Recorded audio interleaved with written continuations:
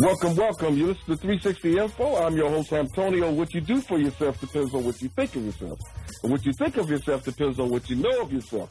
And what you know of yourself depends on what you've been told of yourself. Yes, we got a great day today, and we got a great show today, so it can't be better than that. All right? In the remote studio. Well, no, out in the field. I'm sorry. We got Brother Vince. Brother Vince, what's going on? Yes, I'm over at Amos Norwood Park. It's at the corner of Drexmoor and 128th Street, and they're doing a dedication for a mural that has been done by Anna Arnold.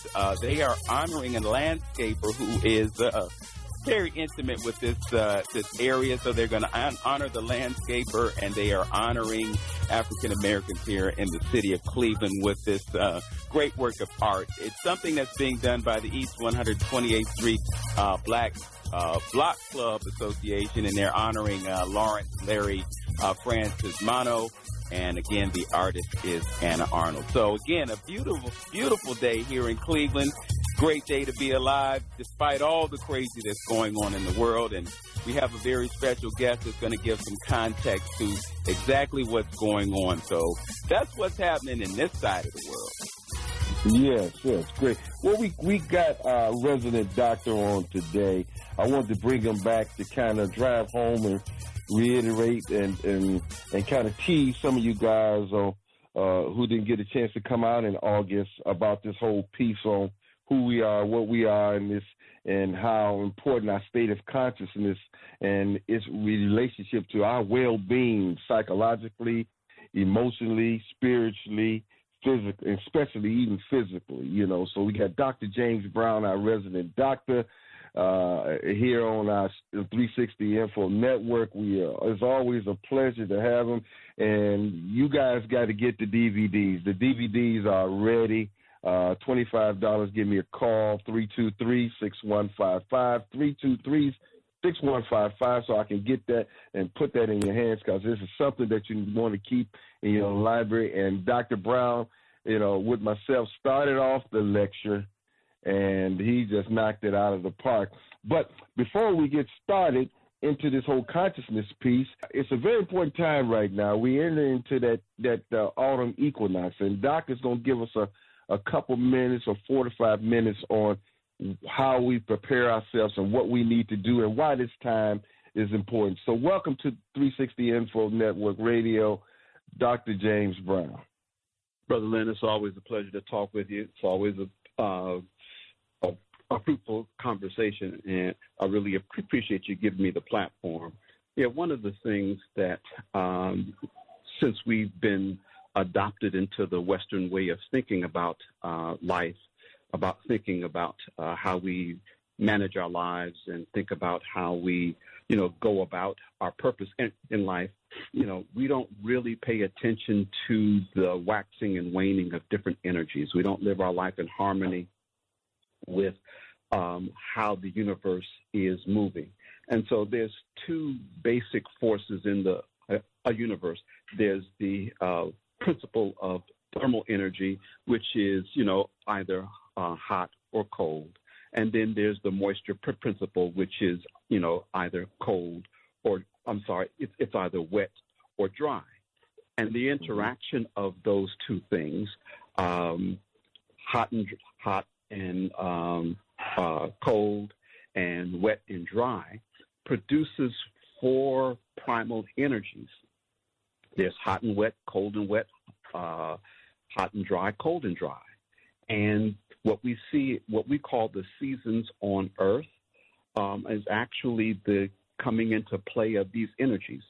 So we just are leaving summer right now, which is hot and dry, and we're going into autumn, which is cold and dry.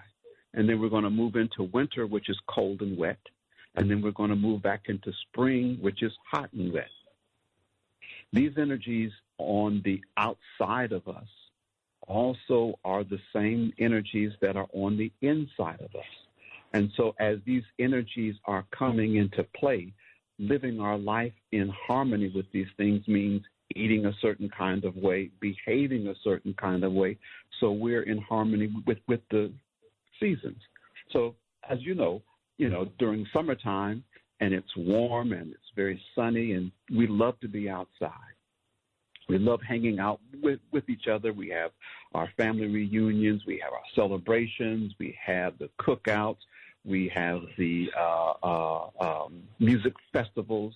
We do so much on the outside, in the outside environment, when it's hot and dry. Then, of course, as we move into cold and dry, we have a tendency to spend more time indoors. In the summer season, then that's when the days are the absolute longest. But as we start moving into fall and winter, the days become shorter and the nights become longer. They become longer and the weather is cooler, which means that we're to be a bit more introverted and not so externalized in our energies, not trying to plant a garden in the fall, not trying to build a house in the fall. Fall and winter are times to be a bit more inside, not just indoors, but inside of your spirit. And one of the ways, especially now, to help to fight off diseases is to live and eat and drink in harmony with the season that's coming in. So right now, as we're going from hot and dry to cold and dry, that coldness means that our metabolism is slowing down. Our thyroid gland is actually slowing down the functions of our body, which means that we're not eliminating toxins and poisons as effectively as we were in the hot and dry seasons and the hot and wet seasons. So that's why we see more preponderance of upper respiratory tract diseases in the fall and in the winter, because our ability to throw off the toxins has slowed down. So we have more sinus infections, we have more bronchitis, more pneumonia, more flus, more colds in the cold and wet season. And so one way to try to prevent that is by doing a detoxification process during this time, as the energy is changing from hot and dry to cold and dry. Metabolism is slowing down, so you want to go into a detox mode and eliminate all of the things that have built up during that hot and dry season in preparation for the fall season, so that you don't get sick. And so, part of that would be, to eat a certain kind of way, and there's certain, foods that help to detox you, things like dandelion greens, burdock root, ginger, jalapeno peppers, orange juice with lemon, cayenne pepper, those kinds of things. So eating those kinds of things right now to make your body help to eliminate it. And then, there's all kinds of detox formulas on the market. There's Master Cleanse and there's the Yerba Prima Renew, but whatever you want. But you should just be aware that your body's metabolism is changing, and in order to prevent sickness and illness coming into the fall and winter seasons, do a little something right now at the equinox. Equinox implies that the night and the day are going to be the same length right now. There's only twice a year when this happens. It's in the spring and in the fall. And so from September 21st through September 24th, the night and the day will be approximately the same length. And after September 24th, then the nights will become longer than the days, and what we would call the yin energy, the cold, receptive energy, is more prominent than the solar energy, which is governed by the sun, which is that hot and dry energy. Okay. That's a great synopsis. And I think folks will be able to implement those measures and definitely see an improvement, or at least a strengthening of their immune systems as they go through the perils of fall and winter. Thank you for that, my brother. And we're going to continue the show after we take these words from our sponsors. You're listening to 360 Info Network on AM 1490 WERE with Hamptonio and yours truly, Vince Robinson. Our guest is Dr. James Brown. We'll be back in a few moments.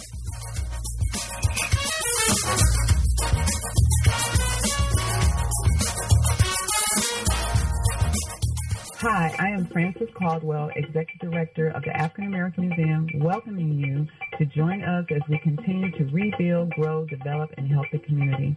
In addition to the rich historical exhibits we have, we are offering community education, cultural opportunities to enhance our children, including free dance and business classes.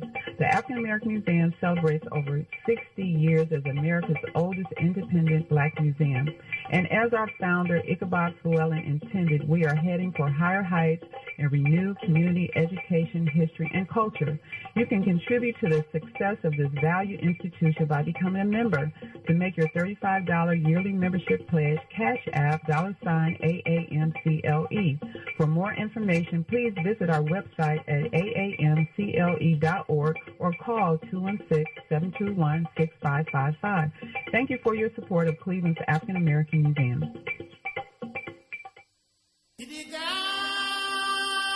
Greater Cleveland's largest selection of African fashions, African art, jewelry, picture frames, and African furniture accessories from the heart of Africa are located at African Art, 16700 Chagrin Boulevard, Shaker Heights, Ohio. Give them a call at 216-269-7421. Enjoy their spacious showroom and gallery and enhance yourself and your home with African art and cultural clothing, fine art, home, and personal accessories. For a limited time, for our 360 Information Network listeners, for every $50 purchase, receive a free handcrafted African fabric mask for personal wear. Our quality is impeccable, and our inventory will meet your need. Open Mondays through Saturdays, 10 a.m. to 6 p.m. Enhance your life with African art.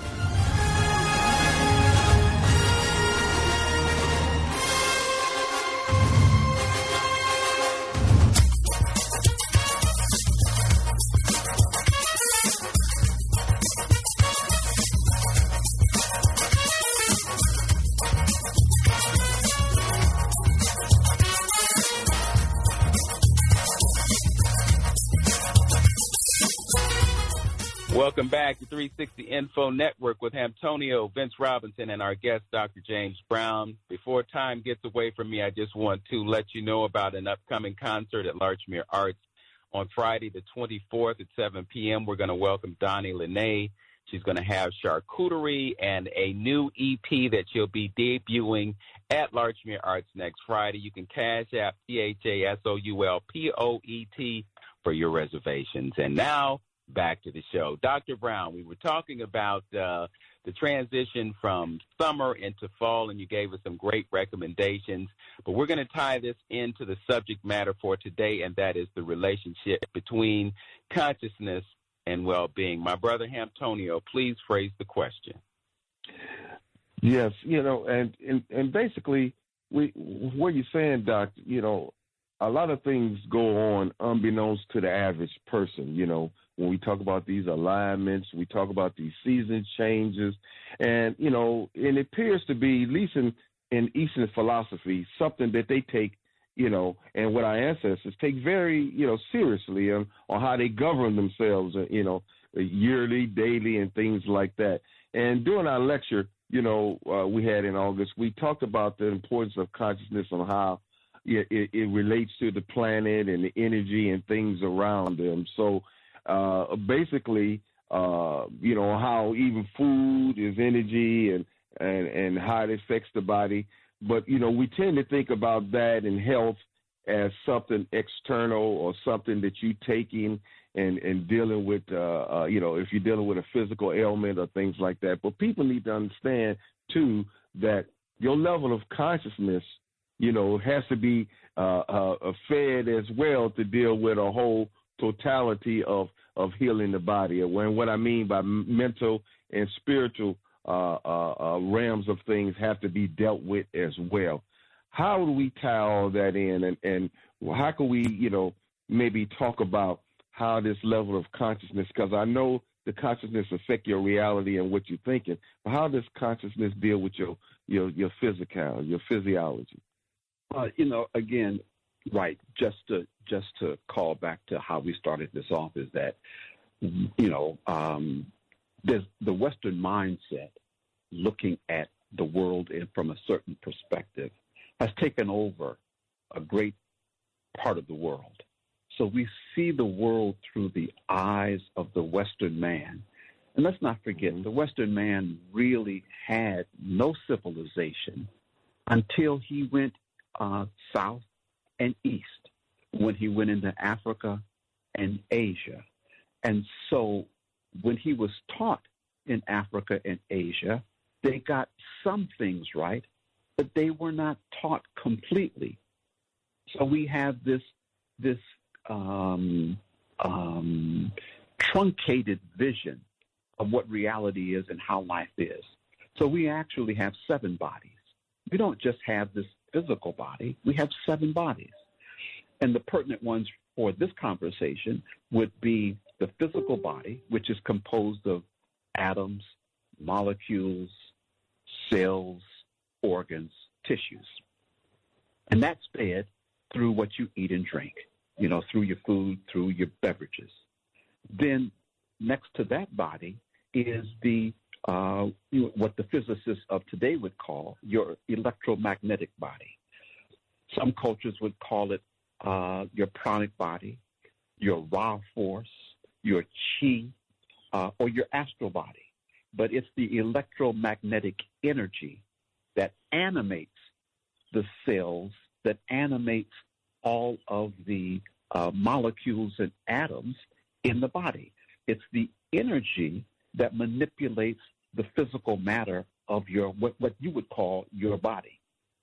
But that energy, and that energy is fed, is nourished, is nurtured through things like the breathing exercises that the yogis teach, through aerobic exercise when you get your heart rate up real fast and you're breathing very deep, and all of that deep breathing and all of that oxygen that's coming into your body is pumped very fast by that heart rate. It's invigorating all the cells of your body. It's also nourished through Qigong practices where you get into certain postures and mudras and you say certain sounds, and through yoga. So that's how we manipulate the energy body, and the energy body governs the physical body. If the energy body is disharmonic, if it's disrupted, if it's not at an optimal level, the physical body is going to suffer. But over the energy body is the mental body, and that's nourished by our ideas, our thoughts, and our beliefs.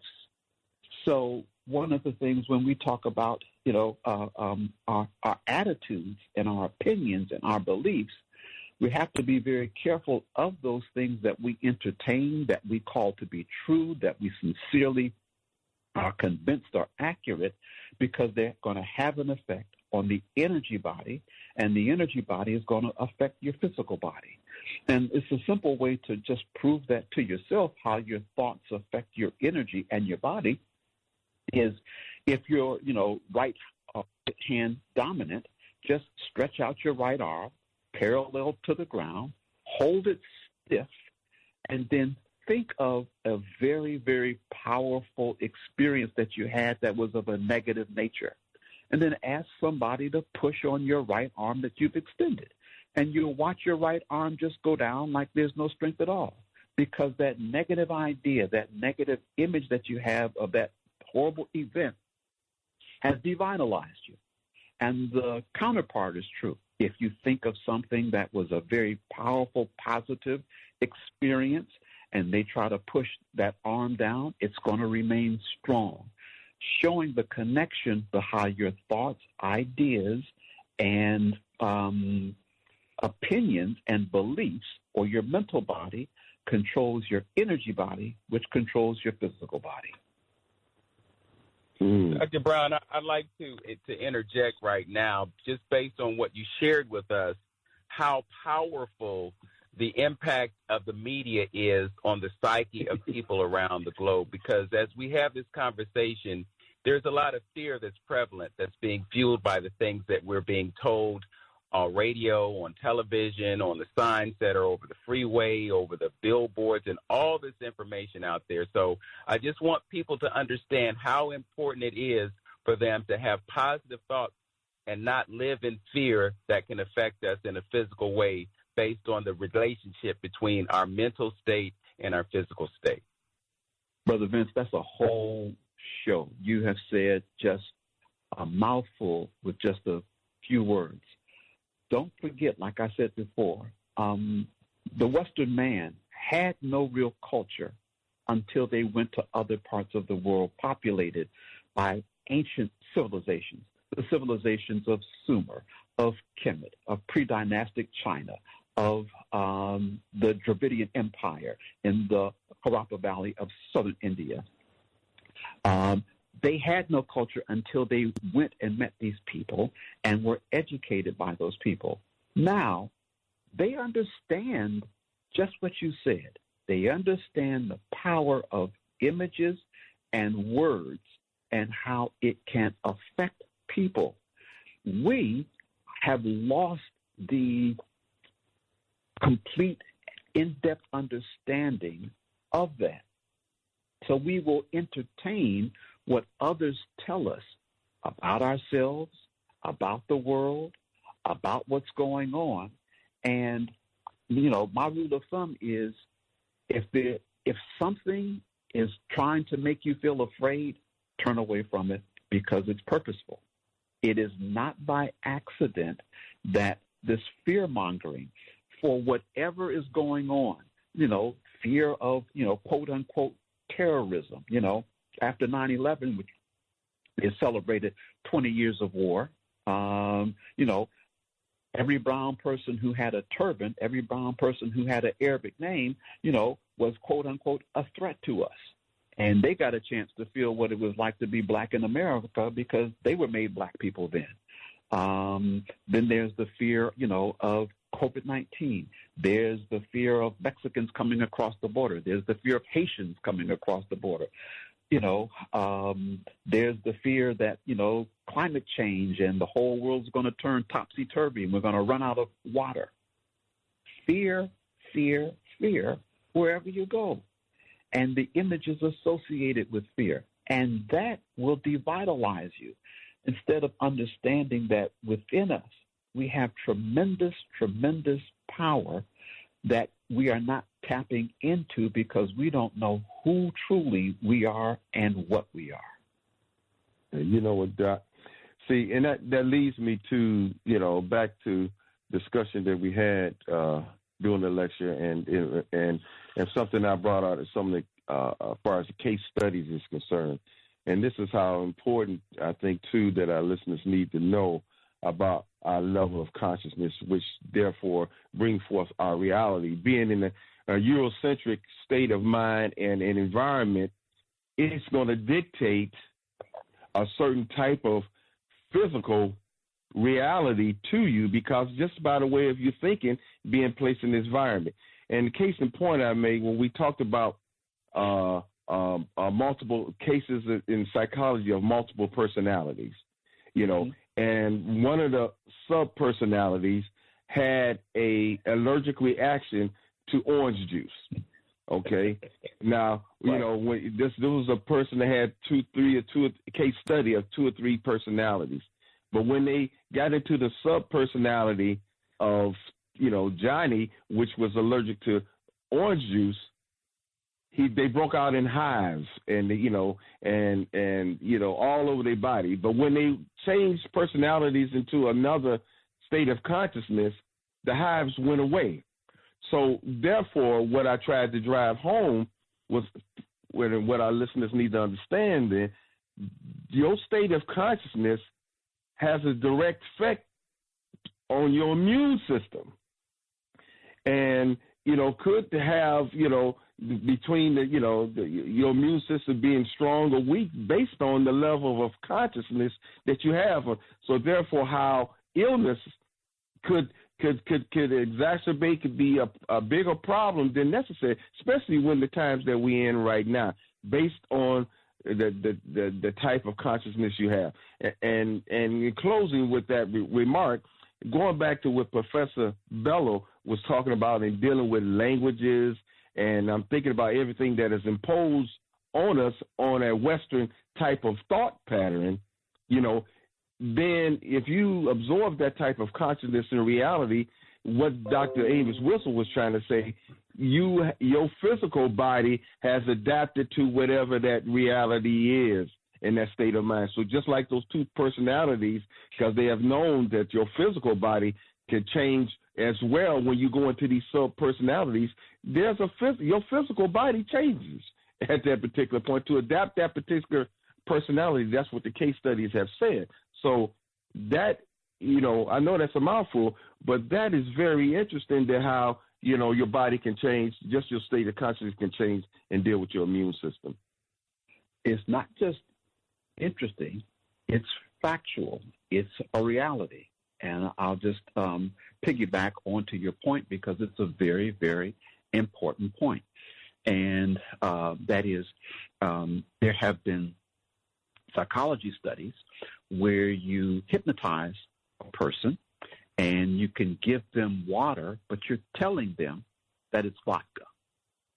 And then in that hypnotic trance, as they drink the water, but they believe that it is vodka, their speech will slur, their behavior, their movements will become uncoordinated, and if you draw their blood looking for metabolites, that is the breakdown products of alcohol, if you do chemical analysis of their blood and their urine, you will find the metabolites of alcohol in their urine and blood.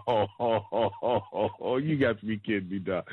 What? Just like what you were talking about, the multiple personalities and how one personality, their immune system produces a reaction to orange juice, and the other personality, there is no reaction. That's so then the other thing is what I talked about during our conference was telomere length and how the perception of injustice in black men, 92 black men tested in 2010, and how their perception of racism altered their DNA. So they actually damaged their DNA, which is responsible for forming new cells. When we repair our cells, it's because a cell will copy itself and replace the old cell with the new cell. But if the new cell is a misprinted copy of the old cell, then we're imprinting new errors into the DNA, so the cell can't function the way it used to function. And that's what negative thinking actually affects the DNA.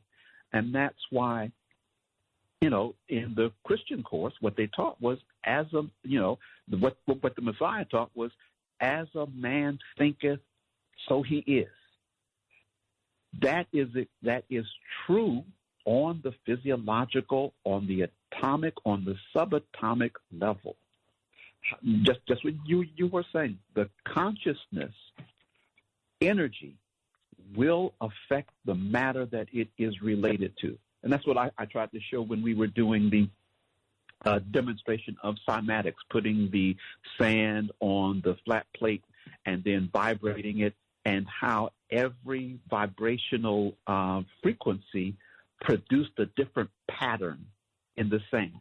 And so if your thoughts are the vibration and your responses and behavior are the patterns, the thoughts that you have will generate a certain response and a certain behavior in you. So if your thought is, I'm drinking alcohol, then what will happen is we'll be able to measure alcohol products in your blood. That's profound. That's really profound, because he, in the case of violence, you know what I mean, and the case, Dr. Wilson kind of look at it as your body being taken on with a certain type of spirit, a negative demonic spirit that's causing people to commit violence, you know what I mean? And, he gets into the three different levels of this type of spirit that can take on the body. So in saying that, then, and dealing back, I'm going back to Bello too with the language. When we adapt this European language. We seeing their worldview or how they see things, their experiences, their life experiences. And when you kind of adapt that, when we talk about energy, words, and how you see and perceive things, that basically what he was trying to say, your body now kind of transform in that type of thought pattern, wherever that may be at that particular time. So if you're coming from, you're adapting a warlike type of mentality or consciousness, your body's going to adapt into that. So what the point I'm trying to drive home is that with this Western different type of thinking, our bodies have transformed away from an African-centered type of consciousness. I would boil that down to because the Western world sees life as a competition. People of color, our ancient ancestors, saw life as a coordinated, unified effort. It was cooperative. It was not competitive. And so our behavior patterns have become more competitive than cooperative. In order for me to win, you have to lose. Instead of understanding the principle of unity that underlies everything, I can only truly win if you win. If I help you win, I win. Why? Because I am you and you are me. On the core level, consciousness is unified. Consciousness, there's only one consciousness throughout the universe. It is God's consciousness. A piece of that is given to every person that incarnates. So we have that. So, it is not separate. It's still one. And when I relate to you as I relate to myself, then I uplift you when I uplift me. When I uplift me, I cannot help but uplift you.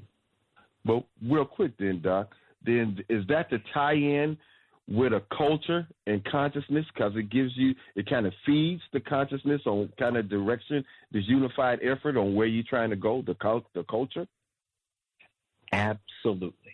And that's what I was trying to demonstrate when I talked about the study that was done in 2005, printed in the Journal of Preventive Medicine, where the Transcendental Society sent a bunch of experienced meditators to Washington, D.C., when it was the murder capital of the world. Oh, okay, yes. Would sit and meditate for 8 hours a day to reduce the violent crime rate. And I can't remember if it was 4 or 6 weeks, but the chief of police said the only way that crime rate will be reduced in the summer of 2003 is if we have 20 inches of snow. They did not have 20 inches of snow. They had anywhere from 800 to 4,000 people, which represented about 1% of the metropolitan D.C. area, meditating 8 hours a day on peace in that area, and they dropped the crime rate by 23%. What a dedicated cadre of people who are devoted to a process, and they put their consciousness and will to that effect, it alters the energy of the environment. Just think if, every day we got together 2,000 to 3,000 African Americans, and we just sat at a certain time of day, and we would not have to be together because there's only one consciousness, sat and meditated on improving the spiritual consciousness, the financial well-being, and the health of our community in America. We've already got the proof that it works. All we just need is the dedicated souls to do it. Based on what you're saying, Dr. Brown, it seems as though that might be one of the reasons that there's such a massive effort to keep us away from communicating with each other about those kinds of things and keep our focus on all the entertainment that they use to keep us diverted from that consciousness. For sure. Absolutely. Very perceptive, because when you're being quote unquote entertained, you're watching someone else's script of life. one of the things that I touched on at the conference was neuroplasticity of the brain and reprogramming, and how when you close your eyes and draw and bring up your own image, bring up your own script, your own scenario, and you replay that over and over and over again, several things happen. But importantly, what we were able to show on PET scans is that the frontal lobe of the brain becomes more active. That's when the energy starts to go to the frontal lobe of the brain, which is where the higher functions are. That's why, the Hindus put a red dot in the center of their foreheads where the frontal lobe is. That's why we talk about the pineal gland and the third eye. That's why at Easter, the Christians put a ash cross in the center of the forehead when you're anointing somebody, and you put olive oil in the center of the forehead, because those are all acknowledgments that the frontal lobe is where the higher parts of man's being is being. So when you meditate and you bring up your own image, a positive image of a behavior change, of a goal to accomplish, that part of the brain lights up. But what also happens is that the reptilian part of the brain, it's called the activating system. It is truly the snake in the Garden of Eden. It's the reptilian brain where our fight or flight response is based. That shuts down. Also shuts down is the mammalian brain, the amygdala. That is the beast of revelations. That's where our emotional outbursts are stored. Those two places, when you meditate, are starved for energy and blood. The energy goes to the frontal lobe. So you actually produce more white matter. People who meditate have bigger brains over time. It delays the onset of forgetfulness, cognitive decline. But you're now also reprogramming new behavior into yourself because you form new neurons with new neurotransmitters and new hormonal structures to support those new neurons. So now when you see yourself being compassionate, merciful, cooperative, when you see yourself being smarter, when you see yourself exhibiting better character, you're actually forming the neurons that support that behavior. You're actually programming your future. Doc, we're about to go into break a little bit, and I want, I'm going to throw out this question, and I want you to touch on it a few minutes when we come back after the break. And the question is, our folks got a lot of issues, because we're all over the place. They have taken our culture, they bombarded us with negative imagery about ourselves. So we just concluded that affects how we think in our bodies and everything. Okay, so we have been through a traumatic situation, just like how people block out, some traumatic abuse when they was a kid. That's almost like how we won't connect with Mother Africa because that imagery is so negative, and those experiences we shut down from that. That's one of the reasons we have an issue of connecting with that, because that's something negative, something bad. The imagery is bad and things like that. The point I'm making is, and what I want you to touch on is dealing with this, how then that traumatic experience that most African Americans have had and still going through in this particular country, how does that affect us today in dealing with, moving forward? Because we can't get together, we this, we that, our physical body, our ailments and stuff. How is that traumatic experience from slavery, is that still haunting us as a people when we talk about cells carrying on memory, energy, and things like that? That's the question. And we're going to do that after the break? Yeah. After the break, and I would just tie what Dr. Brown just shared with us, and actually relevant to the question that you just posed, and that is the idea that we can be the architects of our reality, and meditation can be one of the tools that we use to reprogram ourselves out of a fearful state and into a much more prosperous and loving and a healthier state just by using the power of meditation. You're listening to 360 Info Network with Antonio and Vince Robinson on AM 1490 WERE. This morning, our guest is Dr. James Brown. We'll be back after this.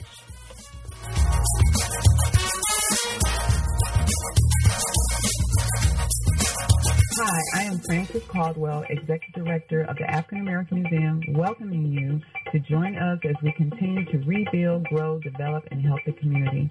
In addition to the rich historical exhibits we have, we are offering community education, cultural opportunities to enhance our children, including free dance and business classes. The African American Museum celebrates over 60 years as America's oldest independent Black museum. And as our founder, Ichabod Llewellyn, intended, we are heading for higher heights and renewed community education, history, and culture. You can contribute to the success of this valued institution by becoming a member. To make your $35 yearly membership pledge, Cash App $AAMCLE. For more information, please visit our website at aamcle.org or call 216-721-6555. Thank you for your support of Cleveland's African American Museum.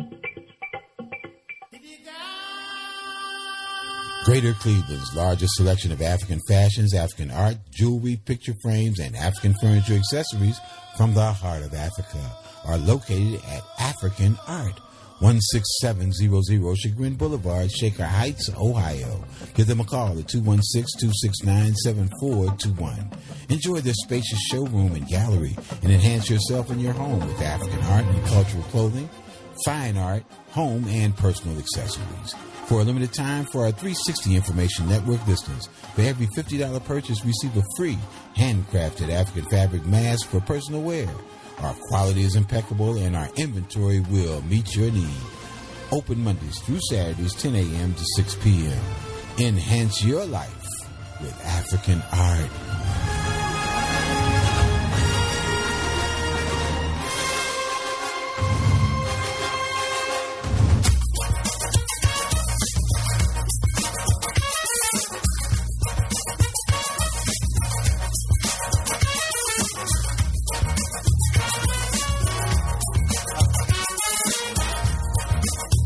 We're back, 360 Info Network, right here on AM 1490 WERE with Hamtonio and yours truly, Vince Robinson. Our guest this morning is Dr. James Brown, and we're talking about all things consciousness and well-being. Before we took the break, Brother Hamtonio, you approached a question to Dr. Brown.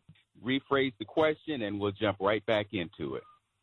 Yes, just how, that traumatic experience on slavery, how is it still affecting us, or do it still affect us in our everyday, and kind of testifies to the state where we are in this country as a people? When they took our culture, in order to make this, in order to justify this act of slavery, they had to demonize us. They had to dehumanize us. So they made our images of our hair inferior, our skin inferior, lips, nose, etc. Made every phenotypic aspect of us inferior. So a lot of us still walk around now and think that, if I'm brown and I've got straight hair, I've got quote unquote good hair. That if the lighter I am, then somehow the better I am, or the darker I am, the more inferior that I am. We still have that legacy of white supremacy. And just to say, this is not something that affects whether you're building dynamic network models or forecasting real-world behavior, where they're very, very, very brown people. And in fact, most of them look like the Olmec heads in Mexico. They have very round features, flat noses, big lips, like ours. But they're very brown people because it's a very it's below the equator. But they have a ritual where before a woman is going to get married, she stays in her house for 3 months so that on her wedding day, and they take pictures, she can be as light as she possibly can.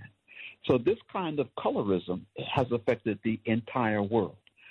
But unless we start to acknowledge that we carry these negative ideas, these negative perceptions about ourselves, we won't have the ability to change the conviction that we are something else.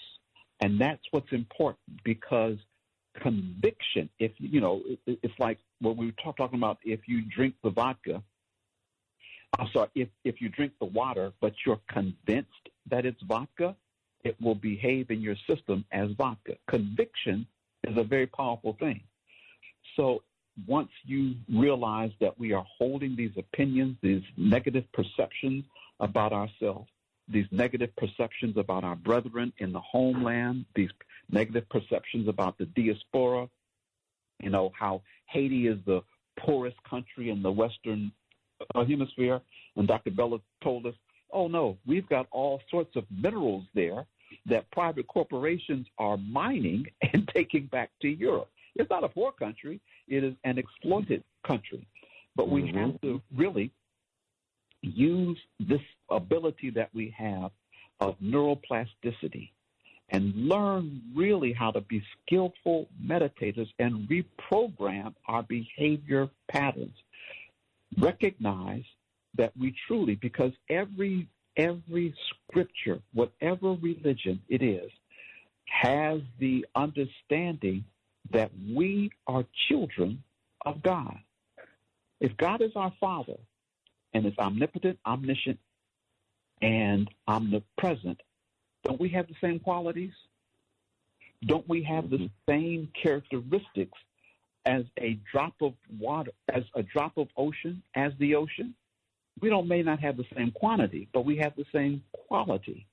And so until we start to see ourselves truly as divine beings who are capable of the utmost good, the utmost power, the utmost ability to change this world, we're going to keep thinking that we're human beings governed by a Neanderthal brain with somebody else's ideas implanted into our brain, that now we're having a completely different reality than we could if we just reprogram ourselves better. If we looked at life as a divine being instead of our limitations, instead of, I got a right to be angry. I got a right to be upset. Yes, you do have that right, but you also have the free will to choose not to be angry, because understanding anger shortens my life. Anger ruins my liver. Anger gets me into trouble. Instead of recognizing that I have the ability to transcend my anger, I have the ability to stay calm in situations of crisis and access God's wisdom so I can always see solutions to problems instead of more problems. Well, you touched on a really important point, Dr. Brown, and that is the separation that is currently in place between our divinity and our human side, because, we kind of default to the human side because we've been told so much that there was only one person who lived life on the face of this planet as a divine being and a human being at the same time. How can we close that gap and get people to understand the divinity that lives within them? By if you're a Christian, remember it was Christ that said, there will come those after me who will do works greater than I. I understand the Christian concept of the Messiah, but Jesus prophesied that there were others who were coming to do more.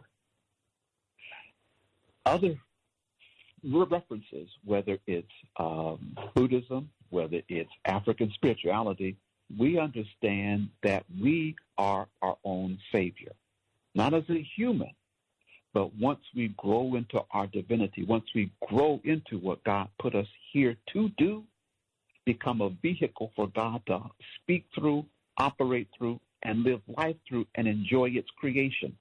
Enjoy its creation because I'm happy all the time, because I have access to omnipotence and omniscience.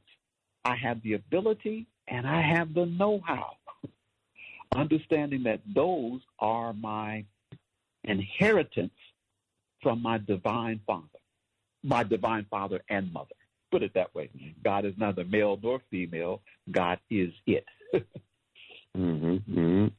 Yeah, and see, and I think, again, that I guess that kind of understanding comes from, knowing the connectedness. And I think with the Western society, by being departmentalized mentally and then left brain thinkers, they think everything is separate, Yes. and they don't look at it as a holistic piece. Once we come back to nature, which is nothing but the study of the Creator, okay, and knowing that everything is connected. It's not by chance those trees give off oxygen and take out carbon dioxide, okay? That's a relationship, y'all. That's a relationship. And when they said in the Bible, God gave man dominion, I think the Western culture took that as like, I'm the biggest, baddest thing here, and I can do anything I want to everything. But African-centered thinkingness understand and know that I have to live in harmony with the animal kingdom and the plant kingdom. It's a relationship. And once you go back to nature and understanding that it's a relationship, nature will start revealing and unveiling things to you.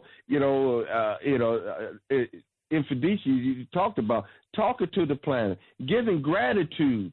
You said you start giving gratitude to things and God and plants around it, they'll start to reveal things to you because you're giving gratitude, And I think with that brings you back into the consciousness of where you want to be in that connectedness. And you see things start to transform and life start to change for you.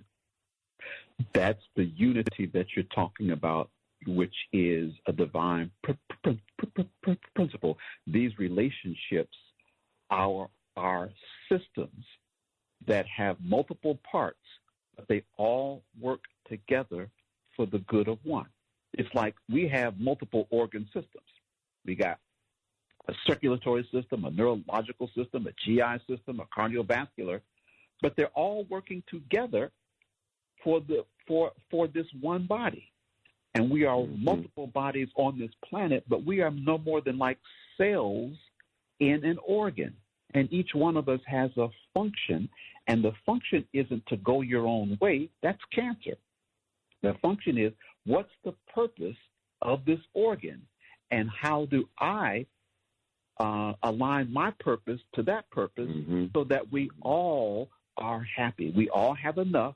We all live in abundance because I'm working towards the group, and the group is working towards the one.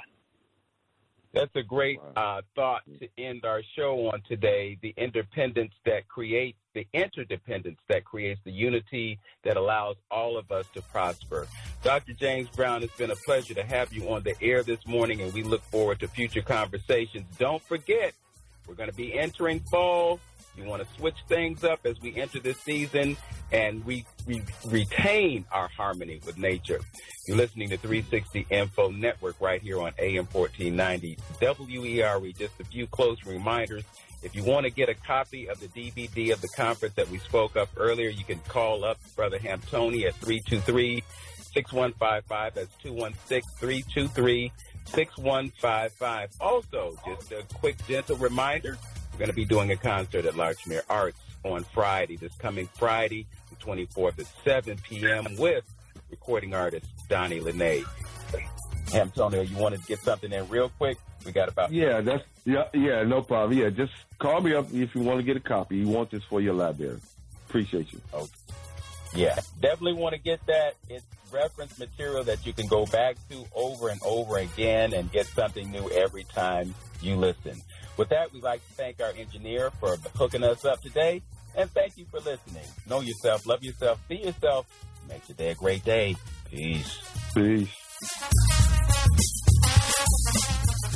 The proceeding was a paid program brought to you by Lynn Hampton. The views and opinions expressed are those of the sponsor and do not necessarily reflect the views and opinions of this station or its management.